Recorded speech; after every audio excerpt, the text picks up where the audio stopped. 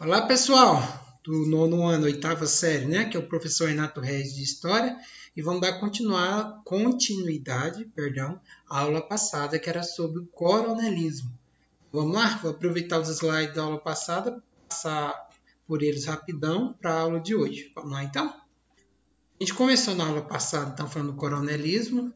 Aí eu falei a origem do termo, né? Da Guarda Nacional, que era o coronel que apoiava essa Guarda Nacional, grande fazendeiro, ganhou o título de coronel. Para ele controlar a política, ele vendia os votos, né? Ou vendia os votos, comprava votos, né? Uma prática chamada clientelismo. Oferecia produtos em troca de apoio político, voto. Falamos do nepotismo, que é a prática de empregar parentes no serviço público, né? Irmão, tio, avô, cunhado. Falamos da influência religiosa, né? Que os padres tinham durante esse processo, que os coronéis apoiavam eles e dando dinheiro para as igrejas e eles orientavam os fiéis a apoiarem, né, os candidatos dos coronéis ou os próprios coronéis quando os coronéis eram candidatos. Paramos aqui. Agora vamos ver mais alguns elementos dessa política do coronelismo. A gente tem a violência. Vamos lá, lendo. Os coronéis utilizavam-se de seus capangas armados para pressionar o voto dos eleitores em agressões e até assassinato de adversários políticos. Então, esses pistoleiros, né, capangas, jagunços dos coronéis, eles tocavam o terror, vamos dizer assim, né?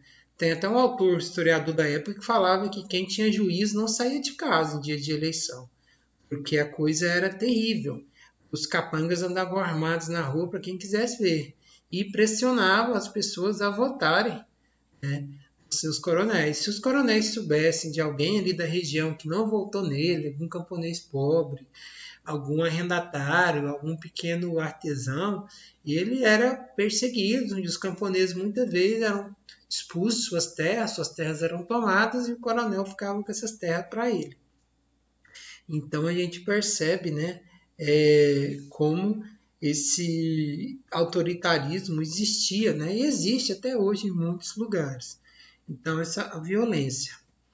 Outra questão era as fraudes, tá?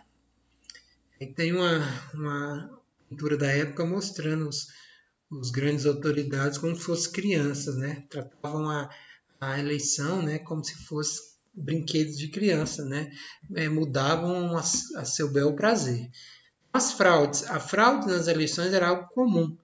Membros da Justiça Eleitoral manipulavam o resultado das votações ou mudavam o resultado das eleições através da comissão verificadora, prática conhecida como degola. Por que degola? Porque degolava, vamos dizer assim, degolava o vencedor, né, legítimo, né? Ou seja, arrancava a cabeça dele, né, em termos figurativos, né? Matava ele não. Mas assim, quando eles não conseguiam ali, um coronel pressionava, eles não conseguiam lhe mudar o resultado da eleição fraudando ela, enfiando voto na urna, ou tirando voto na urna, fazendo a conta errada, vinha uma comissão verificadora e se ela tivesse a favor do coronel e o coronel tivesse perdido, eles mudavam o resultado das eleições, dando a vitória para o coronel. Essa é a famosa comissão verificadora prática da degola. Então, as fraudes era difícil, na verdade, ter eleição antigamente, nesse início, 1910, 1920, que não tivesse fraude. Daí, talvez, que se cunhou uma frase que a única vergonha na política brasileira é perder a eleição. Roubar, fraudar, matar, ameaçar, subornar, corromper, tudo isso é viável, vamos dizer assim, é válido. A única vergonha é perder a eleição. Mas se você puder ganhá-la, não importa o método que você vai utilizar para ganhar. Outra coisa, tinha um voto cantado. Eu utilizei essa chargezinha aí, mas é uma brincadeira. Tá? É o camarada aí cantando o voto. O voto cantado era o seguinte: as pessoas eram obrigadas a declararem seu voto em alto e bom som para os funcionários da Justiça Eleitoral. Todos então sabiam em quem ela votou. Isso gerava o quê? Justamente a ameaça depois do pistoleiro, né?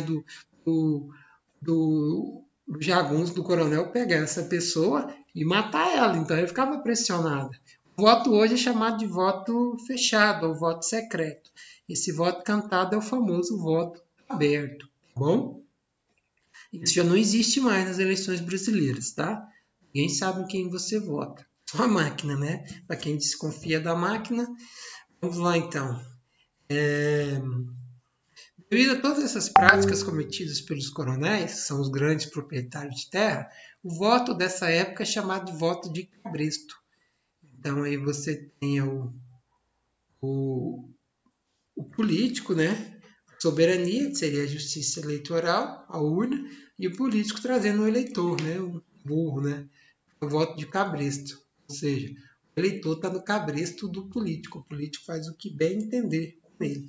Então, esses são alguns pontos dessa política chamada de coronelismo, que existe, infelizmente, até hoje no Brasil. Essas práticas, né? Eu vou deixar as perguntas aí. Aí, dúvidas, eu estou aqui, tá bom? Abraço para vocês e até mais.